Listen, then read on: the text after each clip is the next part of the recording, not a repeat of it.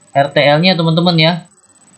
RTL-nya itu apa sih? Ya udah tinggal dibuat aja. Misalnya mereka upaya pemahaman. RTL ini kalau tidak ada ya nggak usah.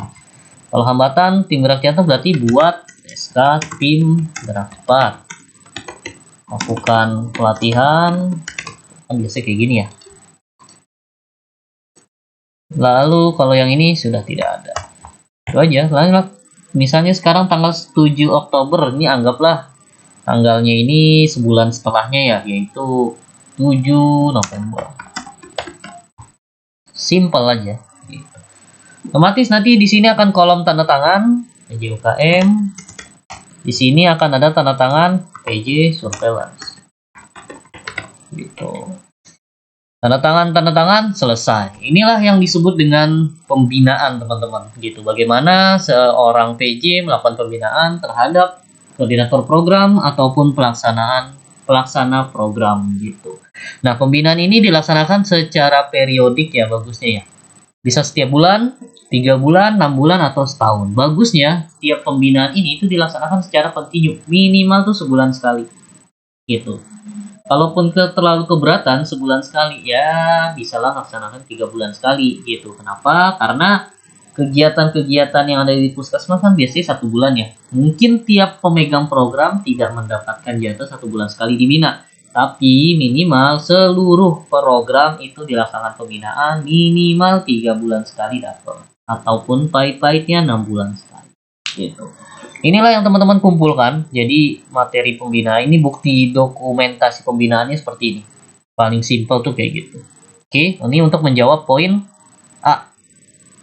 Kalau untuk poin B, pelaksana mengidentifikasi, menganalisis permasalahan dan hambatan dalam pelaksanaan kegiatan dan menyusun rencana tindak lanjut. Ini juga form yang tadi teman-teman, ini juga bisa menjadi form yang diajukan untuk melengkapi poin B, karena di sini ada analisisnya apa, ada rencana tindak lanjutnya. Tinggal teman-teman buat bukti pelaksanaan tindak lanjut itu untuk menjawab poin C. Ini kalau nggak salah di sini. Nah, melaksanakan tindak lanjut dan melakukan evaluasi biasanya kayak gitu. Nah, ini. Oke. Jadi misal nih untuk poin C ternyata dia tindak lanjutnya teman-teman gitu. Jadi misalnya di sini buat SK tim gerak cepat dan lakukan pelatihan. Otomatis di sini melakukan tindak lanjutnya adalah bukti dokumennya, poin C adalah SK PJC sertifikat pelatihan. Gitu. Ini aja yang dilampirkan untuk menjawab poin C. Gitu. Ya dong, karena di sini melaksanakan tindak lanjut. Ya, tindak lanjutnya kan membuat SK dan melaksanakan pelatihan. Lalu nanti di poin D, silahkan teman-teman buat evaluasinya dan melakukan tindak lanjut dari evaluasi. Lagi-lagi siklus pemecahan masalah gitu. Khusus untuk siklus pemecahan masalah kayaknya akan kita bahas secara spesifik ya, biar nggak bingung teman-teman ya. Oke? Oke, jadi nanti akan ada satu form lagi, yaitu form evaluasi dan tindak lanjut gitu. Jadi evaluasinya apa? Dari hasil RTL lalu ditindak lanjut kembali gitu agar statusnya bisa close atau selesai. Oke, kayaknya gitu doang sih pembinaannya, sedikit gitu. Yang penting sih teman-teman buat dulu jadwalnya dalam 1 bulan. Terus juga buat kertas kerjanya simple aja kayak gini nih, gitu kan. Yang penting materinya jelas, materi pembinaannya jelas. Gitu. Yang penting ya sederhana tapi menjawab yang ada di pokok pikiran. Lalu yang paling penting itu dijalankan, jangan hanya menjadi kertas kosong. Gitu. Oke, kayaknya lumayan panjang ya, 14 menit. Mungkin dari saya sekian, semoga mencerahkan. Terima kasih. Assalamualaikum warahmatullahi wabarakatuh.